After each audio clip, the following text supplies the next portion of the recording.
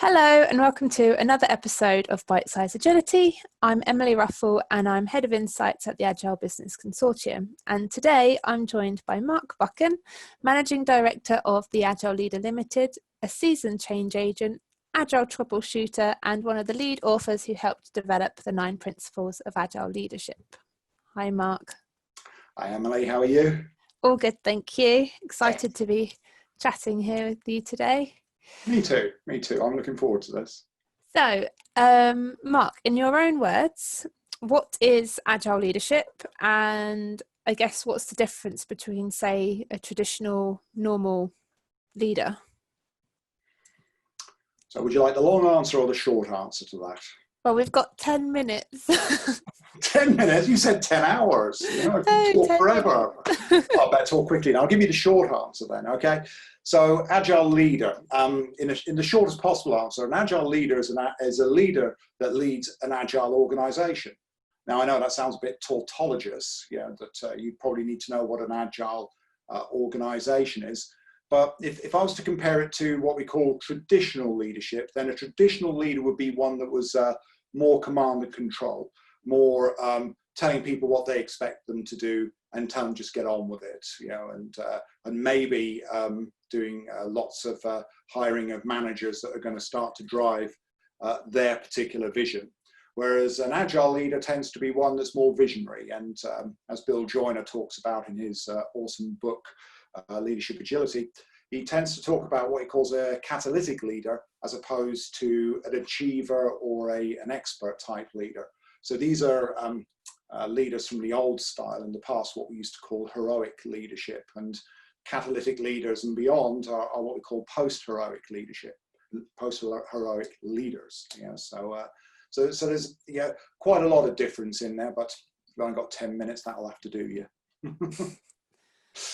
So I guess from expanding on that a little bit is it's less micromanaged and more well, I guess the real word leader is to lead people, not necessarily to micromanage. You see, now lead is a really good word, and it's quite a good one to focus on, because if I was to take that word leader, and I've worked with a number of leaders in the past who've come from an army background, and they have this manual called Serve to Lead. And it's this idea and notion that leaders go first, but they eat last. So it's this idea that actually, if we say, now just for instance, because again, this is part of the problem that I've had in the past, when we go into organizations that are wanting to do Agile or be Agile, they tend to say, right, hire in the consultants, get them to drive the organization, they'll change the culture and they'll make it all happen. And that's doomed to failure from the start, because as I say in my book, one of the key things that you want from leaders is for them to go first. They ought to be engaging in the new style, the new form of leadership that is required to run an Agile organization.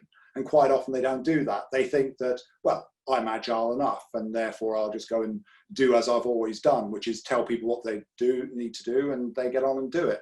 But that tends to end up in mixed messages, and what we'd expect from Agile leaders, to give you one brief example, would be that they become more collaborative and they create collaborative teams, cooperative, participative teams that work together.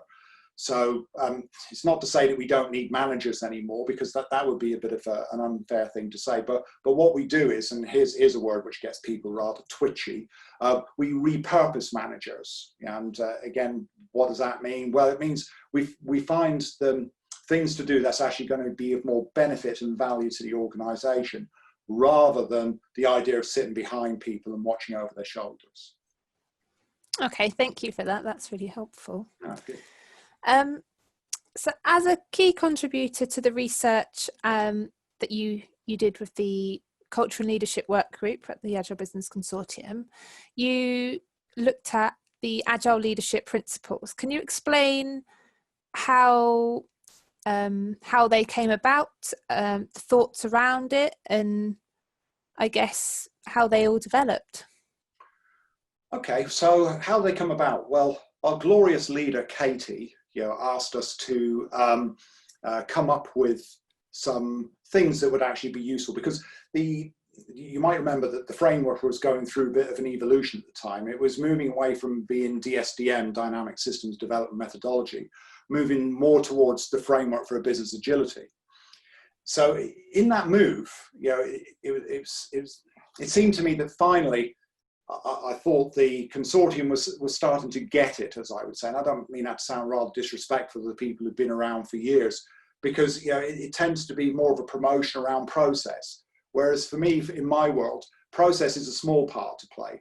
It's more about psychology, and it's more about the culture of organizations. So when the framework got extended to look at things like the culture and leadership stream, or the leadership and culture stream, can't remember which way around it was now, the idea was that, well, look, if we're going to start talking about leadership and culture, and Edgar Schein does a very good job of describing how those two things are inherently tied together, and it's very hard to sort of pull them apart. We wanted to look at, you know, well, what would we mean by agile leadership? So it like goes back to your first question, what do we mean by it? So, you know, being the person that I am, I always tend to volunteer, you know, for things that get me in a bit of hot water sometimes, or you puzzle me. So over Christmas of, I think it was 2017, I think, over Christmas, I went home and puzzled over, you know, well, what would these be? Took out all my books and, you know, just laid them out across the floor, and, you know, just really looked for insight, really. The biggest insight I had, which led to the 9 principles, though, was the idea that actually, you know, there's this idea that leaders ought to walk a step in other people's shoes, and rather than thinking about a lot of the ways in which other people have thought about leaders, as in, you know, there's a bunch of things that leaders do, there's a bunch of attributes that leaders have, and there's all sorts of different leadership theories out there. I thought, well, actually, shouldn't we maybe have leaders that think about where the followers come from? Because from the agile context, you know, agile is about looking at the business, the people, the customers, the users, you know, the people who are ultimately going to end, you know, or use the end product. Yeah. So how about leaders then think about who they're going to be leading? And there's always a good way to know whether you're a good leader or not, is to look behind you and see who's following. So hence the principles themselves were designed to look at, well, look, if I were a leader, what things would my followers expect from me? So that really was the major insight that drew me. And after Christmas, we brought back those 9 principles. We shared them in amongst our own group. We tussled with them a little bit. Then we put them out to the wider community within the consortium, the directors who had some chats, you know, around, you know, the wording around some of them, and some of the things that they felt were useful or not so useful. And then I think we put it out further to further testing in the field. Yeah, and that was quite an interesting set of insights, you know, because we ran some workshops, you know, in Victoria. Can't remember if you were there for those or not, but yeah. But anyway, yeah, it was all jolly good. We got some good positive feedback back, and since then, actually, the principle's been taken up by many different people, which has been very, how to say, enheartening for me. So yeah, it's all good. All of the 9 principles interlink, and I guess when you read through them, you can't have one really sort of without the other.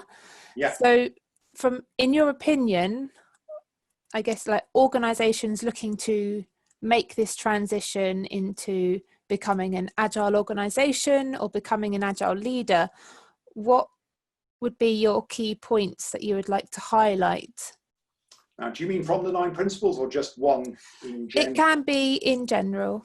Yeah, because exactly you said, Emily, that's quite a very insightful way of thinking about it, is that I've been criticized by some people out there that, the 9 principles, 9 is way too many. And yeah, I remember Andrew, yeah, when we had chats earlier, Andrew Craddock from the consortium, one of the directors, he said to me, well, we've got 8 principles in the SDM. So to make these good principles, you'll need 7. So I was set eyes would add 1 less, and that makes it better, does it? Yeah. So just because I'm a bit of a protagonist in that way, I just thought I will make 1 more then, just to wind them up. So we end up with 9 principles. So it's very hard to tease apart which of the 9 principles, because they are sort of a cohesive whole. And I've asked people who challenge me, well, which ones would you drop?